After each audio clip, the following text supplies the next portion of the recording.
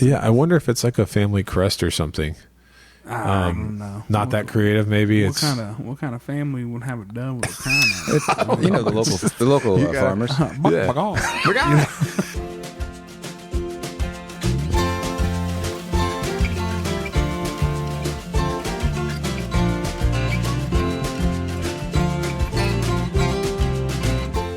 Hello, and welcome everyone to episode 77 of The Mashup, the best bourbon conversation you're going to hear all week long. We're your hosts, Anthony and Steven. Hello, fellas. Hey, what's going on? Happy Bourbon Heritage Month. Oh, I'm happy. You happy? I'm happy for the heritage. Well, I'm happy for the heritage, but I'm also happy because tonight we have a special guest joining us. We do. Speaking of heritage, I'm the Alaskan native. Oh, there we go. Fun fact number one. Fun fact number one. So tonight we have special guest Mosik joining us, and Mosik is a local member of the community who knows probably a lot more people than I even know. But I met him at a tasting at a mutual friend's house, and we were just talking, and then Steven and I, we met you out at a bar, right, and said, let's do this. Let's have you on the podcast, because we've always been a threesome. And then we just went the two of us. And then we went to the two of us, Yeah. and we said we want the threesome back. You know, whatever you want to tell the audience, and tell us about yourself. Sure, yeah. I'm Mosik Togruk. I'm Alaskan native, veteran father.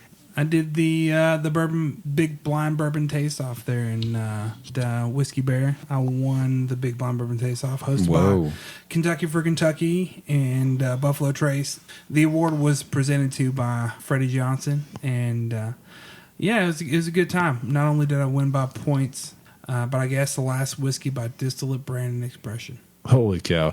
That's amazing. And when did that happen? When did that take place? That was at Whiskey Bear, you said? I was at Whiskey Bear Fritz Farm before they moved to their new location. Oh, nice. Yeah. So those of you guys who don't know, Fritz Farm Whiskey Bear location was kind of a cult favorite for a while right over there, right? We had you been there, Steven? Just been there. I never actually sat down and drank there. Okay. I had drank there a couple times, but I know when they ran that big blind event, I remember at the time, at what was 19, right? I was thinking, maybe I could enter that and I might, be able to guess a couple things correctly. And then I quickly thought, like, oh, there's got to be people that are way better than me. So, like, how many people, like you, how many people were there? So there were 200 contestants that signed up. Those of which who showed up, of course, was a little different. There's inclement weather. It was sleet, hail. Oh, God. Kind of snowy, nasty night. But I'd say probably around a third of that showed up. So okay, anywhere from 40 to 75 people showed up that night. Wow. Nice. So the classic Kentucky weather caught up with you. So you win the big blind. That's pretty awesome. And then, I've also heard, just rumor, again, I can't confirm any of the stuff that we say on this podcast, but that you've also been on quite a few barrel picks over the years. Yeah, absolutely. I'm fortunate enough to have been on a lot of great picks. I guess I have a pretty decent palate. I like to think so, but it can't be better than Steven's. Hey, don't blush over there. I see you. I'm going to have to hand over my world championship belt tonight. There you go, exactly. Steven's a title holder. Wonderful. What was your first pick that you ever did? Do you remember? Lord, New Riff. Okay. A friend of mine had come down with cancer. A couple buddies and I got together and we did a cranberry sauce New Riff pick. No way. And we did cranberry sauce. It was back when they were 4 years old, Mm-hmm. And so let me tell the backstory of cranberry sauce. So cranberry sauce. I want to know, how did these names come about? Yeah, I'm glad you asked. Yeah. They're so unique, and I'm like, who's coming up with this craziness? Yeah. So cranberry sauce came too because my brother was in the military. I was working on the pipeline. I was many states away. My brother was going to go pick up some bottles for me and a few friends local. Okay. And it was back when a certain establishment. Okay. And no names given, but no we names got given. it. Yeah. We're just all wink at each other, and it's all good. So my brother was like, all right, yeah, I'll go pick up a bunch of bottles for you guys. So it's me and 2 or 3 other people in a group chat together. Okay. My brother went and picked it up. So we were all in a Facebook group chat.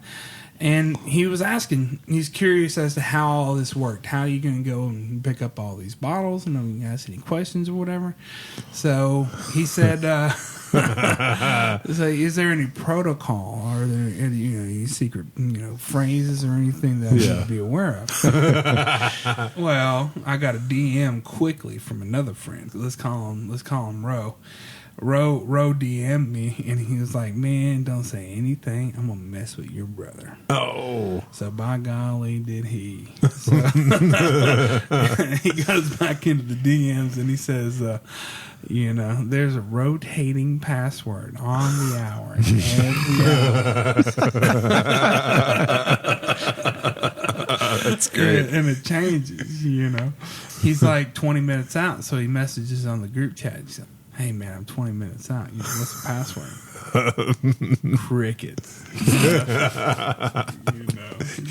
15 minutes. Don't you later, hate that? I hate that. So he's like, "What? I'm waiting for this." And like, what the hell's going on? Like, you show up and you're like, "Where are they at? What's going on?" Yeah. 5 minutes out. He's like, "Hey man, I'm 5 minutes out. What's the password?" And then he gets there. He's like, "I'm arrived. I'm in the parking lot. I'm here. What's the Let password?" me in. Come on. Yeah. Nothing yet. Knock, knock. He gets into the bar. He's texting. I'm at the bar. Like, what's the password, man? Nothing. So he's got a duffel bag in his army uniform, hanging out at the bar. And one of the guys that eventually picked cranberry sauce with us was at the bar, so he got to witness all this go down. And later we found out what happened. But Brandon, my brother, he's like, he goes up to the bar and he's sitting there at the very front of it. At this certain establishment, nobody sat at the front. They always kind of kicked it at the back or the middle of the bar or whatever it was. He's on the message. He's like, "What's the password? What's the password?" He's real frantic. And then my buddy Ro, he said, "Cranberry sauce." So my brother, he's at the bar. The bartender comes up. "Hey man, how can I help you? What do you need?" Brandon's like, "Yeah, let me get a cranberry sauce." And this bartender's like, "What are you talking about? There's no cranberry sauce. Like, can I get you cranberry juice?" He's like, No. I don't think you understand. Cranberry sauce."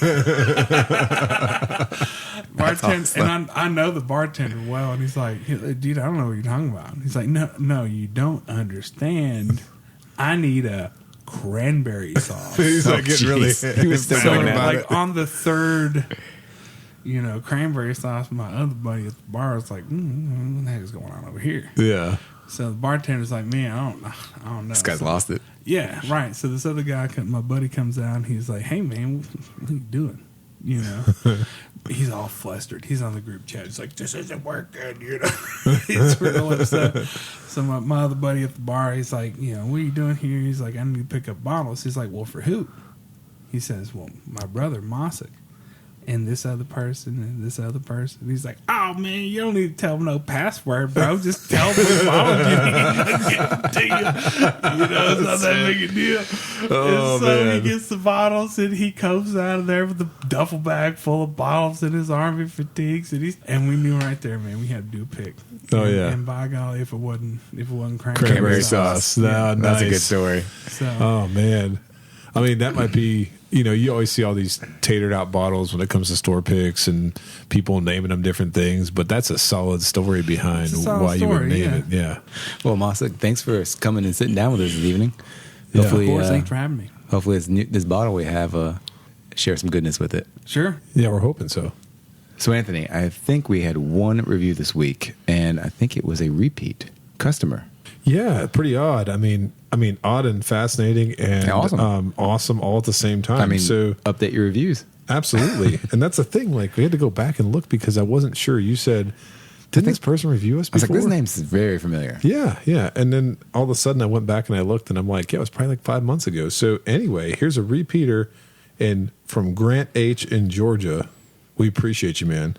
He wrote, really enjoy the show, guys. Also appreciate you guys discussing and tasting easier to find bourbons, even though the quality of the lower price pours isn't as high as some of the higher priced counterparts, there are still some great, reasonably priced and very accessible bourbons on the market. These discussions also add to the genuineness of the show. Keep up the great work. Oh, thanks so much. That's a really nice review, and I will say this. Grant, I know we said it before, but if we ever come to Georgia, we're coming to find you. We're hanging out with you. Twice now. If you would like a shout out, just leave us a review on Apple Podcasts. The next time we record, we'll give you a shout out. Absolutely. So, gentlemen, for this week, we have a very dark bottle. It's midnight. It's black. It's very mysterious. It's evil. Yeah. Did Marianne Ease do a collaboration with Willett on this? That's what it looks like, right? So, Shout out to Marianne. There you go. For this week, we have a bottle of Willett straight bourbon whiskey 8-year.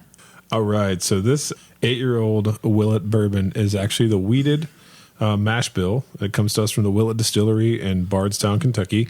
The bottle date is 2022. The ABV is 54. Proof is 108. Of course, the age is 8 year. The mash bill on this is the Willett wheated mash bill, and I'm not sure if I have a whole bunch of correct information here or completely wrong information, but a lot of these distilleries keep the mash bill close to the vest. And this, according to Bourboner and Scott Hansen, giving credit here, that the Willett wheated mash bill is 65% corn, 20% wheat, and 15% malted barley. The MSRP on this guy is a staggering $239.99. Ooh, it's a day's worth of pay. A day for you. For me, it's a week, damn it. That's a pretty staggering MSRP there. So one thing I like to say about Willett, right? They've had some of the best juice. They've highlighted some of the best juice in the nation with their collaborations with other distillates. Heaven knows.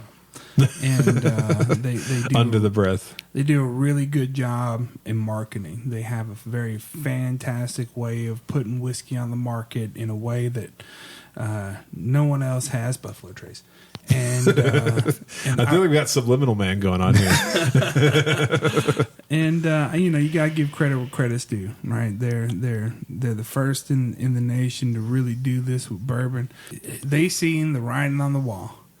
They saw the ability for whiskey in this form to be marketable and palatable for people's pockets. They were willing to pay for it based on a distillate that they pushed and on what they're creating.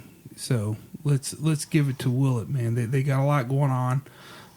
Even their own distillates are fantastic. There's nothing bad to be said about that.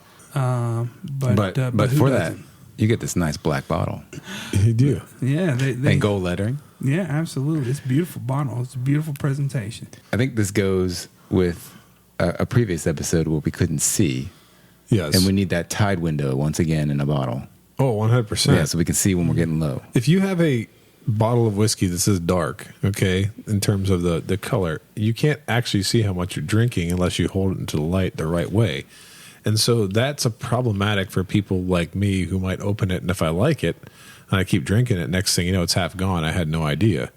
But you were talking about the gold lettering and the presentation and saying it's nice. We've talked in the previous episodes about how Willett's known for their foil, their purple or green, and their very nice wine bottle presentation. Their color code system. Color code. Yeah.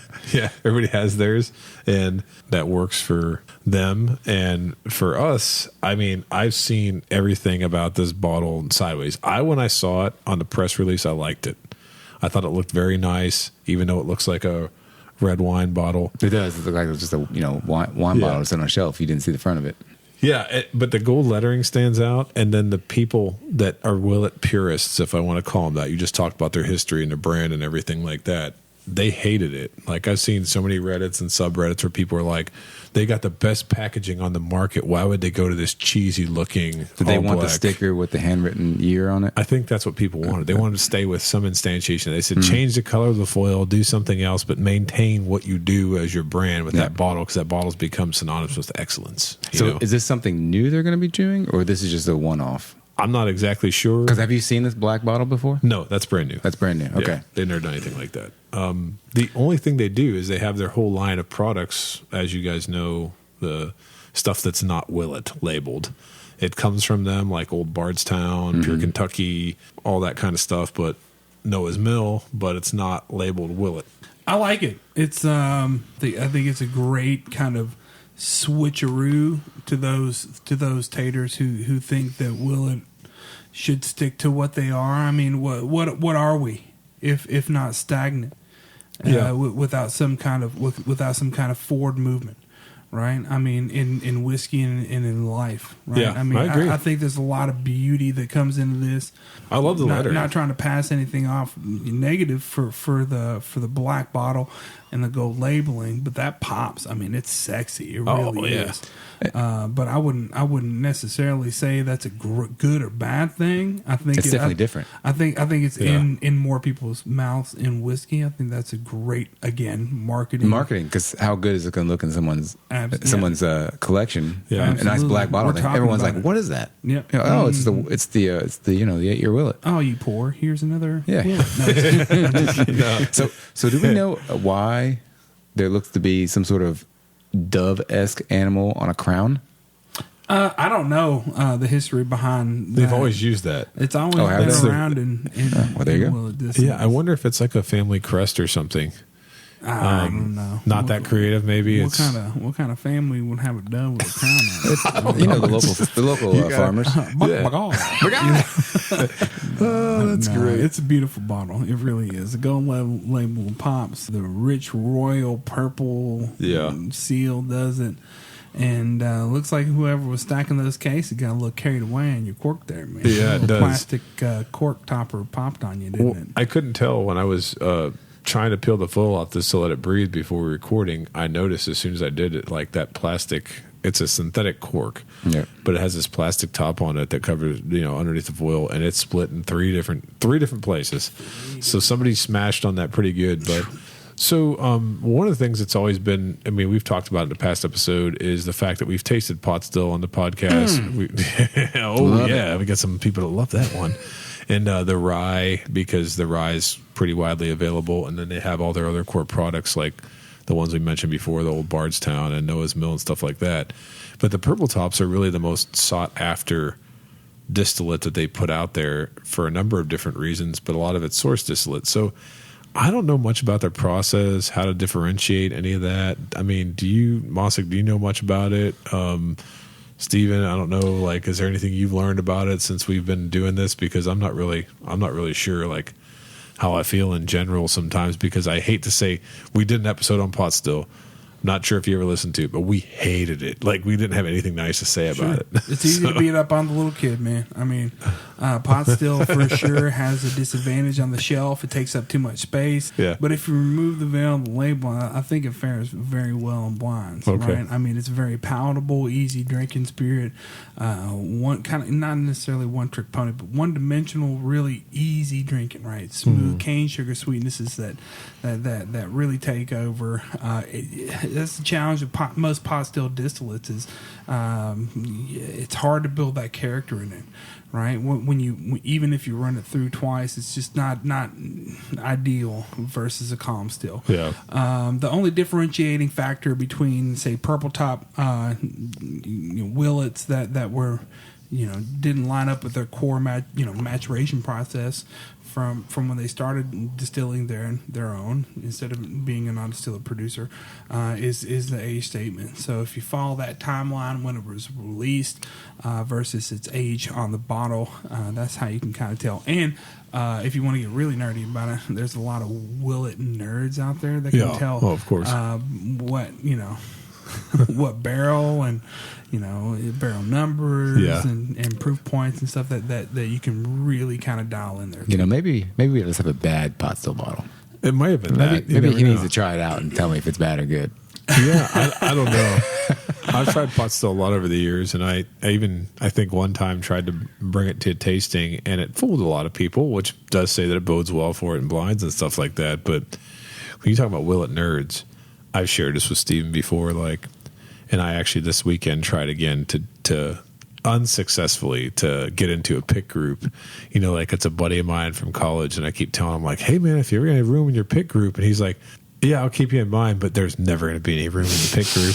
But And it hurts my feelings a little bit, but that's okay. I'm still able to get my hands on stuff here and there. But I bet he loves pot still. He probably does. He probably thinks it's the greatest thing. That's probably why I can't get in the group, because I'd said so many bad things about it. Like, you can't be on Willett property after that pot still review. We will not have you. They have most wanted pictures of us, most right? wanted, yeah, we're up there. But no, it's interesting to hear you talk about that, because I think we try to be as objective as possible and not really think about that kind of stuff. Like, does the whiskey taste good or not? I mean, just look at just listen to that. What was that bottom shelf episode I was touring on? Oh, the Old Charter episode. Old Charter. Yeah. So, fellas, should we go for our first notes? All right. Absolutely. Man, so you mentioned this already, and I'll just lead with it. There is some heavy chocolate. Caramel chocolate. Little caramel chocolate, and I'm not sure. I'm not quite. Chocolate would be a good descriptor as far as texture. For me, it's all fruit top end sweetness, right? You got that base caramel sugar on the bottom end, but the top end is rich, fermenting fruit forward. Let's say in like a pear pit, even kind of tart sweetness there to it. Candied even too. My inner fat boys talking about some lots of candy. Some crushed Smarties, even more on the top end. That's that beautiful Willett purple flower that you get out of that. Floral, not too floral essence, but purple. But like a Kool-Aid, purple Kool-Aid, but more floral. It's like a grape. I'm getting a little grape out of that. A little grape? Yeah. Grapes too on the nose, right? I mean, that... I was going to say like an apricot. For sure, yeah. Fermenting fruits, definitely following through with all that sweetness there. It's more of a fleshy sweetness to separate from, say, a purple or grape. Well, I was hoping for more cherries, and I don't get a lot of cherries, but in the fruit myriad of this one, I get, like you said, it's a stewed. Well, it's a weeder, right? Stewed fruit. Cherries are really prevalent in high rye bourbons. That's true, but I have had some weeders where I can taste the cherry. But you're right, yeah, high rye. I think 1792 foolproof. Not exclusive. Yeah, right? that's true. Yeah. You're You're right though. 65% corn and 20% wheat is what you said earlier. That's according to the Bourboner Scott Hansen conceptualization, which again I don't know if they know what they're talking about or not. On, so man. I mean, that sweetness right there is pretty wild, right? I mean, you get sweetness out of wheat, you get sweetness out of corn. Yeah. Rye, you get that spice until it turns a corner, right? At 95.5, that sweetness turns into, or the spicy kind of rye complexity turns into sweetness, which is really prominent 95.5 rye. Before we move on to taste, this being a Willett product, and me being in some sort of group over the weekend with a very expensive Willett bottle, what is this very high MSRP price bottle going for in secondary? So it just kind of debuted in Lexington. And when I say just debuted, I mean that it just hit this last week and a half or so. And I think that most places were selling it close to MSRP. The highest I saw it was around $300.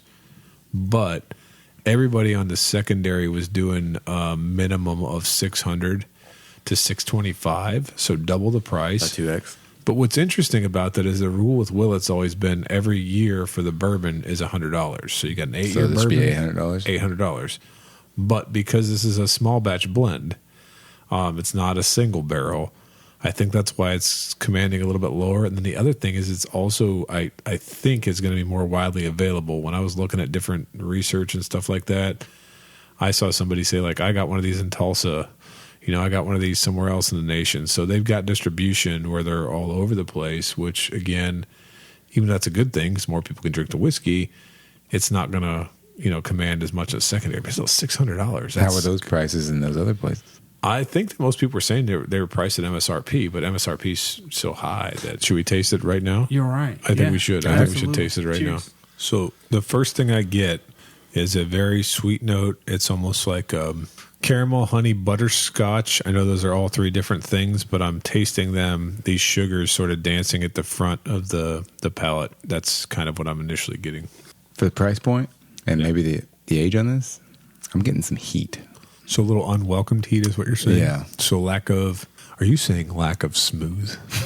Smooth. But what I think you're saying is that there's a heat element to it, right? Kind of hot to be hot at 108. Yeah. Right? How many Weller 107s, and I hate to bring this up, but it's very relevant in this conversation. How many Weller 107s have you had that's drinking more like 90 proof than 120? Oh, it goes down easy.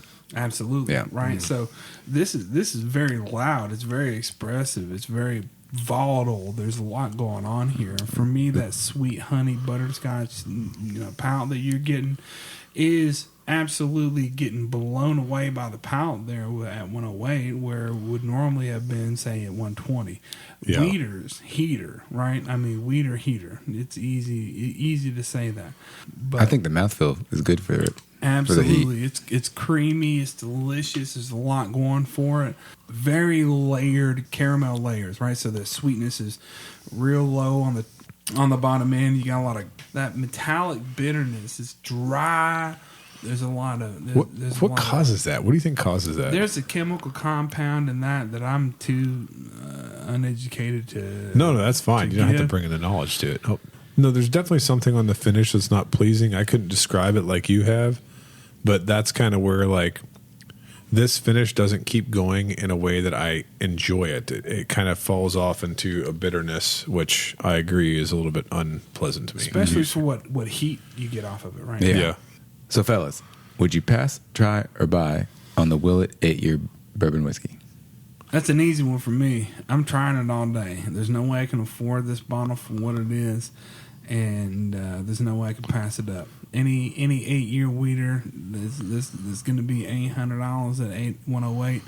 I'm trying that all day, right? I'd rather pay $40 for a pour than $300 for this bottle. Not taking anything away from it, but I mean, there's so much better bang for your buck out there than nearly $600 in the secondary for this bottle. I'm gonna try a guy on this one.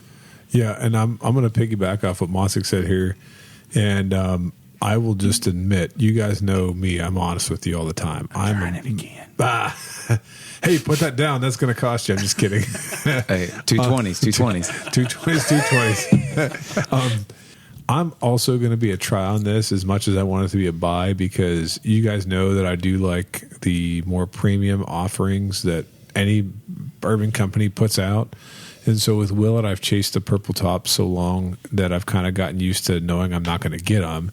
And so then I get my hands on this one at what I thought was a decent price point.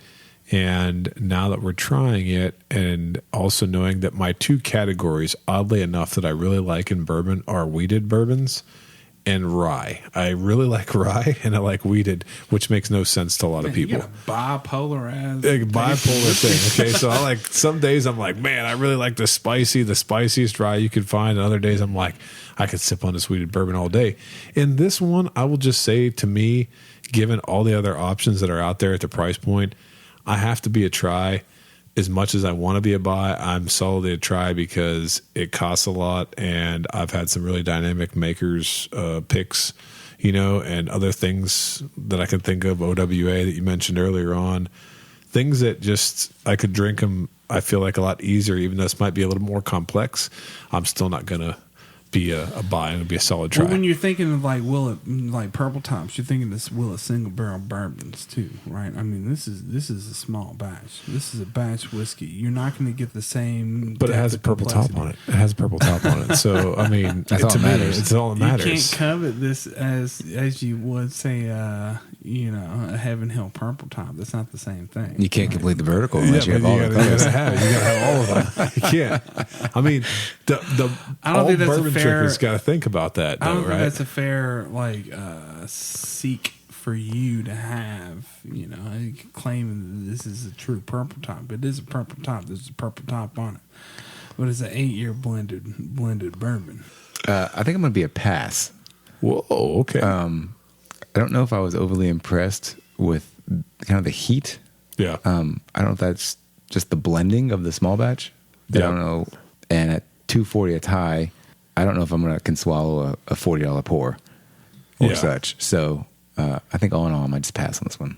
And you know what I'm going to say in response to that? There's many times, so like when I got this bottle, I thought, awesome, I've got my hands on something that is a coveted release people really want it, and a lot of the times when I try those bottles, I am impressed by them. I mean, those 7-year ryes and those 8-year bourbons you shared with me of theirs, it's fantastic. I mean, hell, their 2-year rye whiskeys are fantastic if you love spearmint. Yeah. I mean, there's nothing wrong with what they're doing there at Willett. 100%. But how can you validate $100 a year? How can you validate?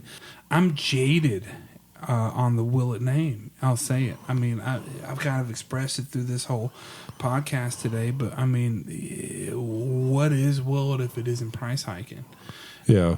Is it something that they can pass along and sell to us? Yes. You know, that's a very true statement, because there's a huge gap once you get past their entry-level pot still to like the next bottle. Do they have an $80 bottle, or is it straight up to the moon? Is that the next price point? No, I know what you mean. Like, they have a lot of stuff that's kind of in the same price point, anywhere from $40 to $100 that you can get, and it's widely available. And so I've always jokingly said, like, you could put a Willett label on Noah's Mill and sell it a lot better than it sells. Right. But I mean, Noah's Mill's not a bad bourbon. No. You know what I mean? It's not terrible for the and back when it was the wax tops and it had older juice in it, I used to drink it all the time. I used to think like, oh, this is great stuff. I've had a couple pours last month. Exactly. Steven, you're swaying me a little bit here, man. Like I kind of feel like I would never pass on a Willett, but if I'm not going to... Tell me you wouldn't pay $40 for a pour of that. That I wouldn't pay $40 for a if pour you of ain't it? never had it before in your life and you saw that sexy black bottle It staring depends. you down with them golden eyes. Yes. Yeah. And she had that nice purple dress Yeah. on. I like that he said that.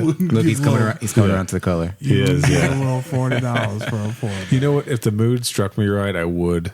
And so I will stay with my try, but I will say that Steven's argument is very persuasive, because one thing I will say solidly is, if I happen to be able to get another bottle of this, like if the opportunity presents itself in the coming weeks where somebody's like, hey, got one, it's not outrageous, I will probably not buy it.